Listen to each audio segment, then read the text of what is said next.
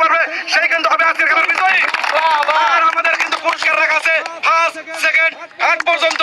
আর বেশি কথা বলবো না ভাই, সরাসরি খেলা শুরু করে দেবো ভাই। শুরু করে দেন, খুব সুন্দর খেলা ভাই। ঠিক আছে, বুঝছেন তো তাই না?